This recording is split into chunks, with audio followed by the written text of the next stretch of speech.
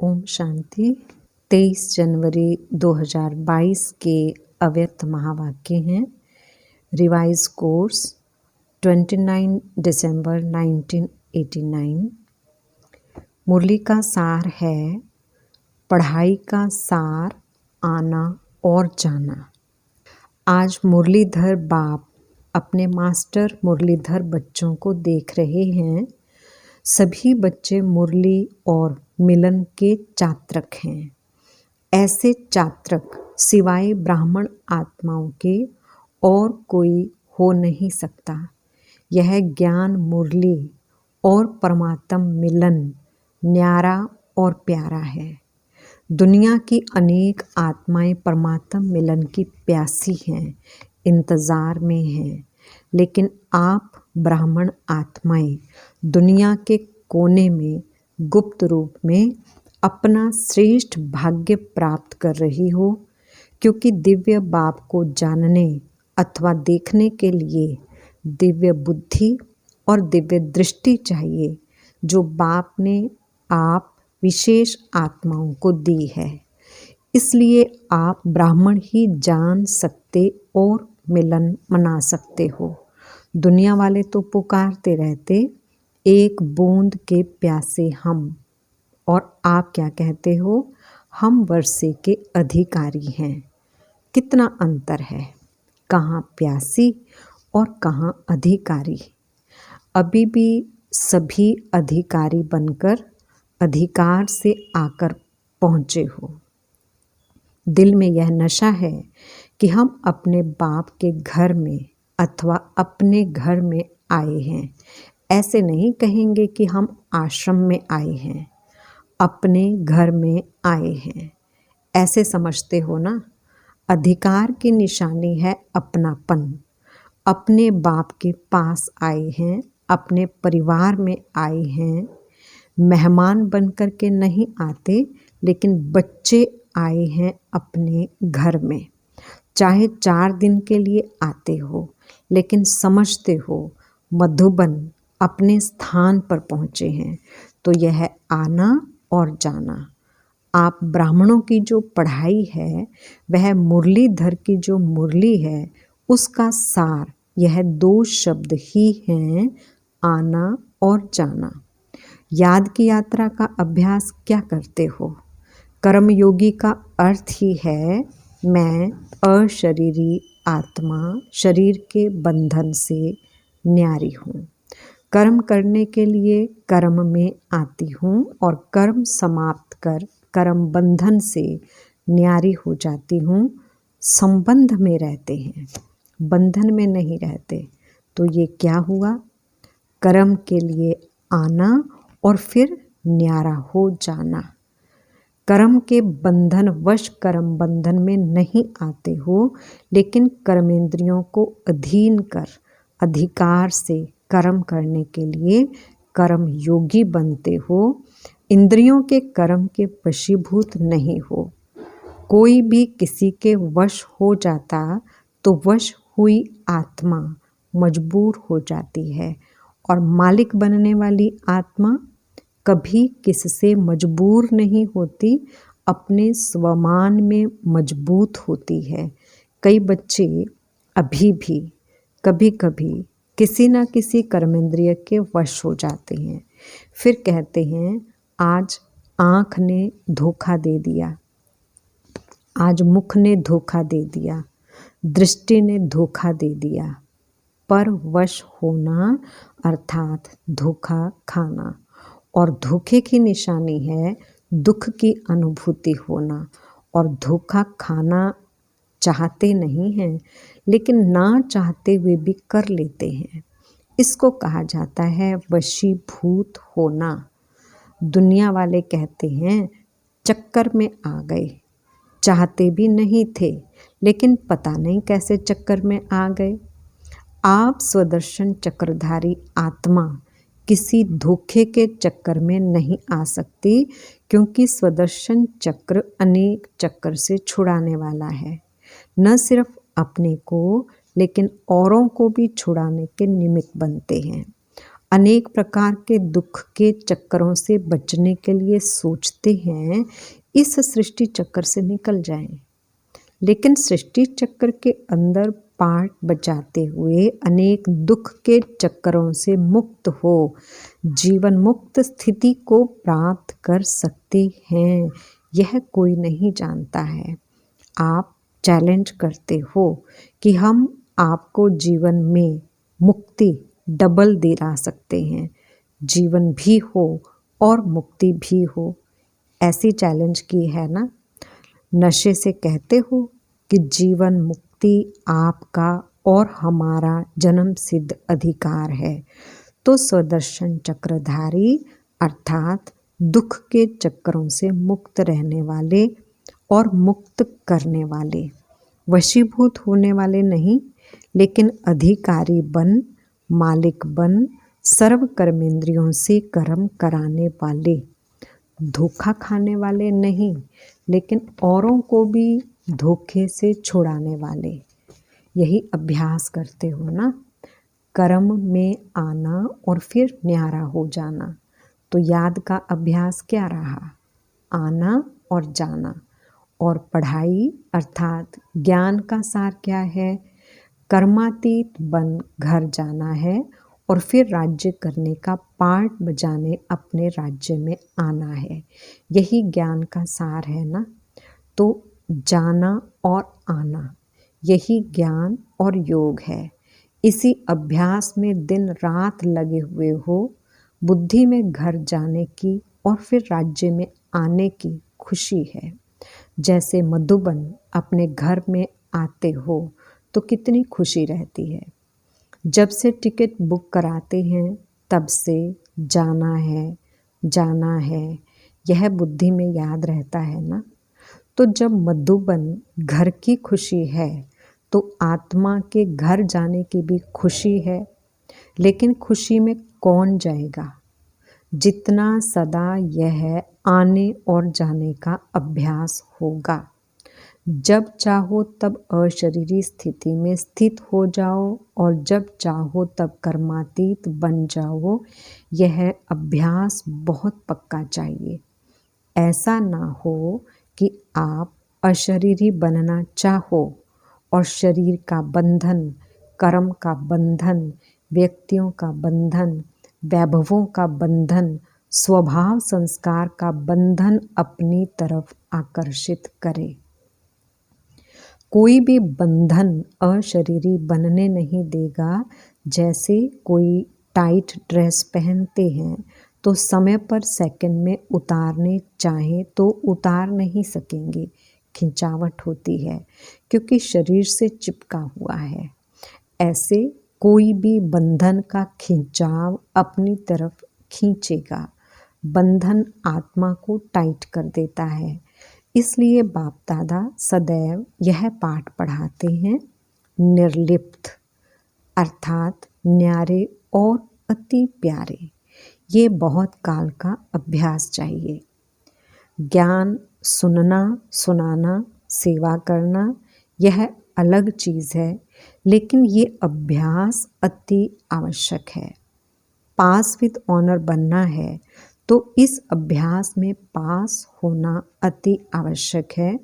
और इसी अभ्यास पर अटेंशन देने में डबल अंडरलाइन करो, तभी डबल लाइट बन कर्मातीत स्थिति को प्राप्त कर डबल ताजधारी बनेंगे, ब्राह्मण बने, बाप के वर्षे के अधिकारी बने, गॉडली स्टूडेंट बने, ज्ञानी तो आत्मा बने, विश्व सेवाधारी बने।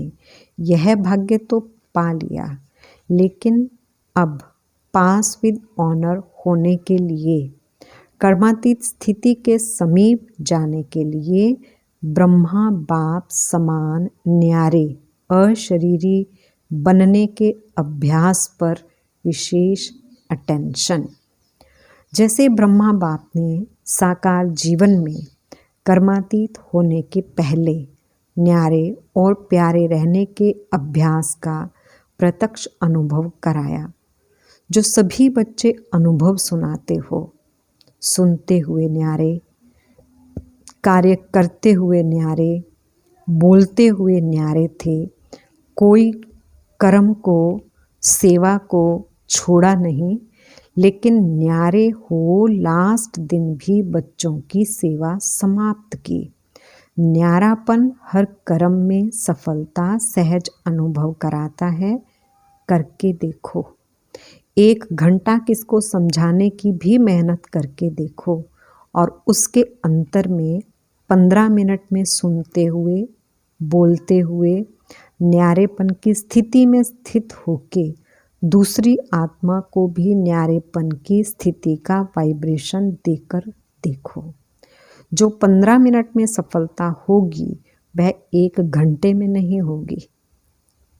यही प्रैक्टिस ब्रह्मा बाप ने करके दिखाई, तो समझा क्या करना है। पहले निमित्त तो टीचर्स हैं, फॉलो फादर करेंगी ना। सेवा का विस्तार भल कितना भी बढ़ाओ, लेकिन विस्तार में जाते सार की स्थिति का अभ्यास कम ना हो। विस्तार में सार भूल ना जाए। खाओ पियो, सेवा करो, लेकिन न्यारेपन को नहीं भूलो। वाणी द्वारा भी कहाँ तक सेवा करेंगे, कितनों की करेंगे। अब तो रूहानी वाइब्रेशन, अशरीरीपन की स्थिति के वाइब्रेशन, न्यारे और प्यारेपन के शक्तिशाली वाइब्रेशन वायुमंडल में फैलाओ। सेवा की तीव्र गति का साधन भी यही है। दूसरों की सेवा करने के पहले स्वयं इस विधि में संपन्न होंगे, तब सेवा की सिद्धि को प्राप्त करेंगे। अब वाणी में आना सहज हो गया है और दिल से भी करते हो, क्योंकि अभ्यास पक्का हो गया है। ऐसे यह अभ्यास भी नेचुरल हो जाएगा। इस नेचुरल अभ्यास से ही नेचर बदली होगी, चाहे मनुष्य आत्माओं की नेचर, चाहे प्रकृति नेचर। समझा? मुश्किल तो नहीं लगता है ना। बड़े ते बड़े बाप के बच्चे हैं और बड़े ते बड़े प्राप्ति के अधिकारी हैं, तो उसके लिए कोई बड़ी बात नहीं। अटेंशन रखना तो आता है ना, कि टेंशन रखना आता है। निजी संस्कार अटेंशन के हैं। जब टेंशन रखना आता है तो अटेंशन रखना क्या बड़ी बात है। टेंशन रखने में तो आदती हो गए ना। अटेंशन का भी टेंशन नहीं रखो, लेकिन नेचुरल अटेंशन हो। कई ऐसा भी करते हैं, अटेंशन को टेंशन में बदल देते हैं, लेकिन अटेंशन को अटेंशन के रूप में रखो, बदली नहीं करो। ओरिजिनल अभ्यास आत्मा को न्यारे होने का है। न्यारी थी, न्यारी है, फिर न्यारी बनेगी। सिर्फ अटैचमेंट न्यारा बनने नहीं देती है। वैसे आत्मा की ओरिजिनल नेचर शरीर से न्यारे रहने की है, अलग है। शरीर आत्मा नहीं, आत्मा शरीर नहीं, तो न्यारे हुए ना। सिर्फ 63 जन्मों से अटैचमेंट की आदत पड़ गई है।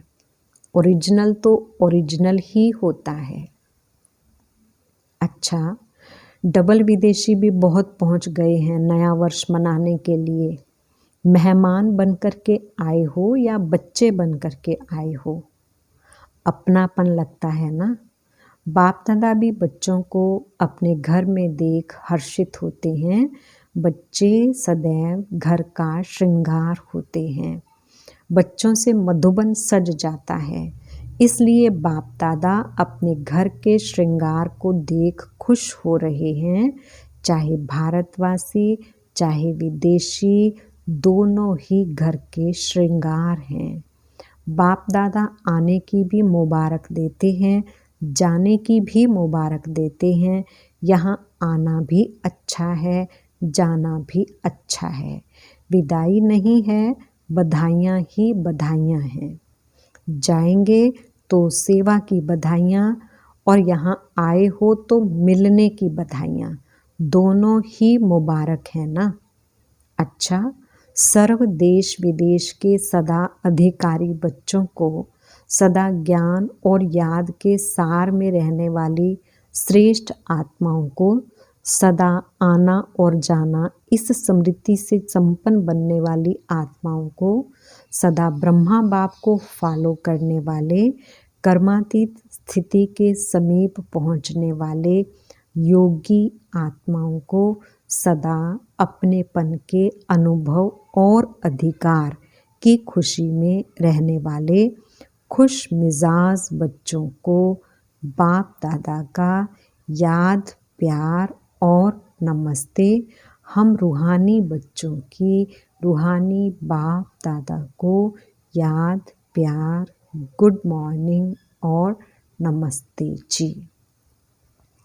डॉक्टर्स प्रति अव्यक्त महावाक्य। सभी डॉक्टर्स के दिल में क्या है? हॉस्पिटल तो नहीं है।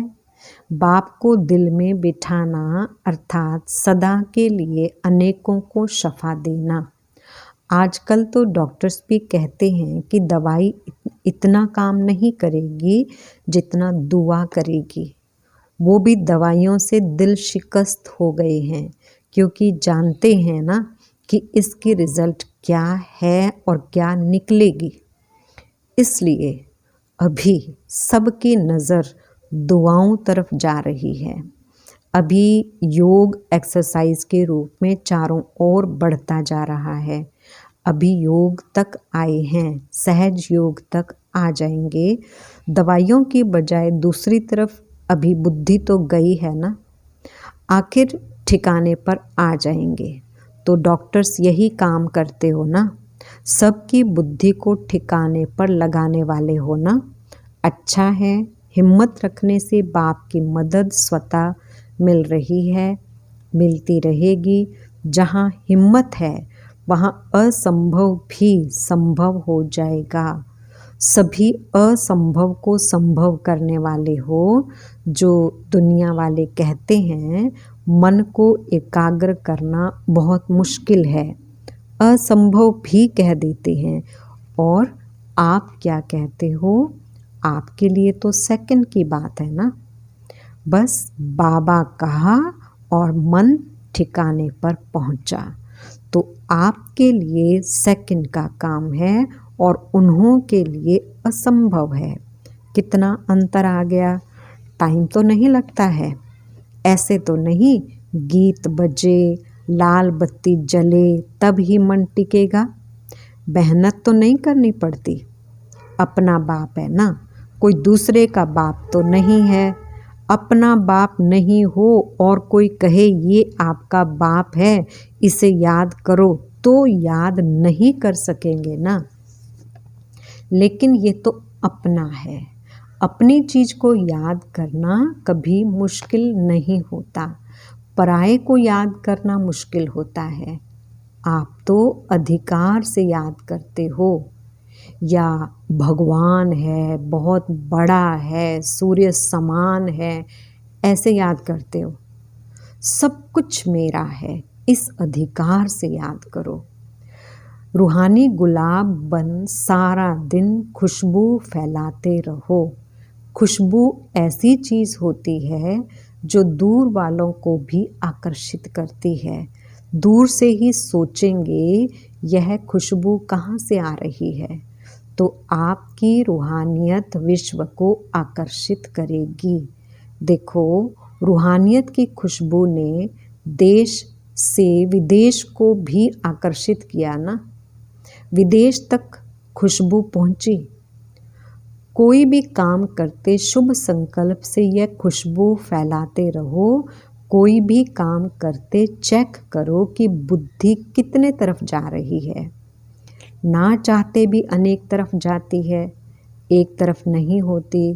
तो जब और तरफ जा सकती है तो सेवा भी तो कर सकते हो ना, याद भी कर सकते हो। बहुत थोड़ा समय होता है जो फुल बुद्धि उस काम में रहती है। जो ऐसा कोई काम होगा, जैसे डॉक्टर्स ऑपरेशन करते हैं, ज़रूरी ऑपरेशन है तो फुल बुद्धि होगी। बाकी दवाई दे रहे हैं, देख रहे हैं, तो बुद्धि और काम भी करती है। जब वह कर सकती है तो यह क्यों नहीं कर सकते? मन और बुद्धि की आदत है चक्कर लगाने की, चाहे ज्ञान का चक्कर चलाओ और चाहे व्यर्थ चक्कर चलाओ, लेकिन चक्कर चलता ज़रूर है। आप स्वदर्शन चक्र चलाओ तो और चक्कर खत्म हो जाएंगे। तो सभी सेवा में सहयोगी हो। जिसे समय नहीं मिलता, सरकमस्टांसेस हैं, वह हाथ उठाओ। मनसा सेवा तो सब कर सकते हो ना। सेवा बिजी रहने के लिए बहुत अच्छा साधन है। जितना अपने को बिजी रखेंगे उतना सेफ रहेंगे। चाहे मनसा करो, चाहे वाचा करो, चाहे कर्मणा करो, लेकिन बुद्धि से बिजी ज़रूर रहो। हाथ पांव से तो रहते हो, लेकिन बुद्धि से बिजी रहो। अपना टाइम टेबल बनाओ। जितना बड़ा आदमी उतना टाइम टेबल फिक्स होता है। तो आप बड़े ते बड़े आदमी हो ना। सारे कल्प में ढूंढ करके आओ, ब्राह्मणों से बड़ा कोई है? देवताएं भी नहीं हैं। चाहे आप ही देवता बनेंगे, लेकिन इस जीवन के आगे वह भी कुछ नहीं है। जीवन है तो ब्राह्मण जीवन अति श्रेष्ठ है। अच्छा, वरदान: अव्यक्त पालना द्वारा शक्तिशाली बन लास्ट सो फास्ट जाने वाले फर्स्ट नंबर के अधिकारी भव। अव्यक्त पार्ट में आने वाली आत्माओं को पुरुषार्थ में तीव्र गति का भाग्य सहज मिला हुआ है। यह अव्यक्त पालना सहज ही शक्तिशाली बनाने वाली है। इसलिए जो जितना आगे बढ़ना चाहे बढ़ सकते हैं। इस समय लास्ट सो फास्ट और फास्ट सो फर्स्ट का वरदान प्राप्त है, तो इस वरदान को कार्य में लगाओ। अर्थात समय प्रमाण वरदान को स्वरूप में लाओ। जो मिला है उसे यूज़ करो तो फर्स्ट नंबर में आने का अधिकार प्राप्त हो जाएगा। स्लोगन: स्वमान की सीट पर सेट रहो तो सर्व का मान स्वतः प्राप्त होगा। लवलीन स्थिति का अनुभव करो। बाप से सच्चा प्यार है तो प्यार की निशानी है समान।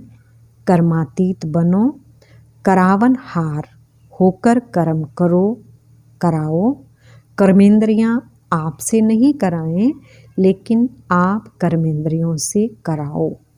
कभी भी मन, बुद्धि व संस्कारों के वश होकर कोई भी कर्म नहीं करो।